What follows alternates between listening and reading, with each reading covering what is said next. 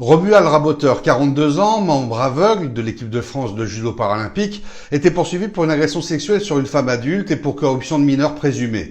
Malgré une tentative de la défense de faire reporter l'audience pour vice de forme sur les dates des faits, le tribunal a jugé que le prévenu avait été suffisamment informé de ce qui lui était reproché.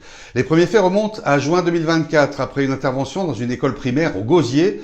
Lors du trajet retour, l'enseignante affirme que le sportif lui aurait saisi la main à plusieurs reprises, tentant de la diriger vers ses parties intimes, accompagnant ses gestes de propos explicites. Le judoka, atteint de cécité, a maintenu à la barre qu'il n'avait jamais imposé de gestes déplacés à l'enseignante plaignante.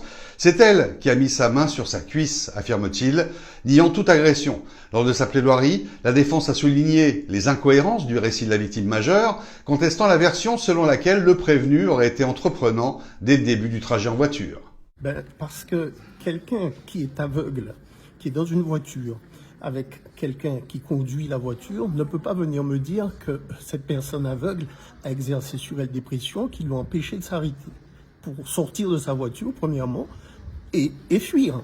On ne reste pas enfermé dans une cage avec un tigre. Les incohérences sont triples. Premièrement, cette personne ne s'est jamais arrêtée. Deuxièmement, elle est passée devant le Creps où elle a récupéré cet athlète.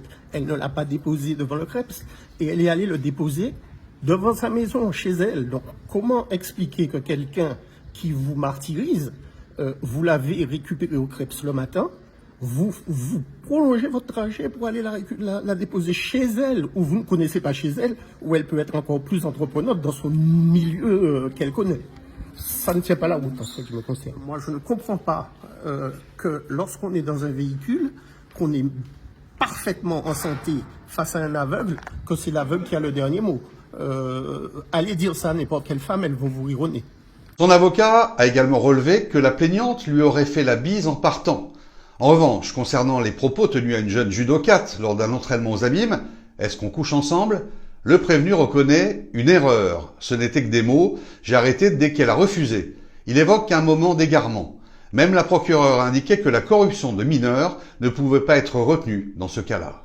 Même le procureur a dit qu'elle ne voit pas ce que cette affaire fait là, puisque cette affaire n'a pas la qualification qu'on veut lui donner. Et en fait, elle n'a été cette affaire qu'un prétexte pour venir faire tenir l'accusation contre mon client sur la procédure qui avait été mise en œuvre contre lui suite aux soi-disant agressions qu'il aurait commis en étant dans une voiture avec un voyant alors que lui est totalement aveuglé. Il s'en était excusé d'ailleurs. Il s'en était déjà excusé, les faits étaient déjà classés, tout était terminé et il avait déjà même repris des entraînements, y compris avec cette personne, cette jeune personne qui l'entraînait également au Creps. Lors de ces réquisitions, la procureure a salué la solidité du dossier. Ce n'est pas parole contre parole. La victime adulte est constante, claire et courageuse face à un athlète reconnu. Si le ministère public a bien estimé que la corruption de mineurs ne pouvait être retenue, faute d'éléments, elle a requis 8 mois de prison avec sursis pour l'ensemble des faits.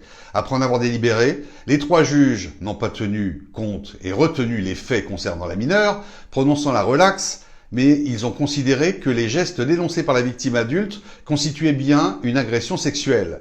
Outre la peine de 6 mois d'emprisonnement avec sursis, Romuald Raboteur a écopé d'une interdiction de toute activité avec des mineurs pendant 3 ans, ainsi qu'une privation de ses droits civiques pour la même durée. Le désormais condamné reste libre, mais voit son casier judiciaire entaché, ce qui pourrait avoir des répercussions sur sa carrière sportive. Il avait déjà été privé des Jeux paralympiques à Paris.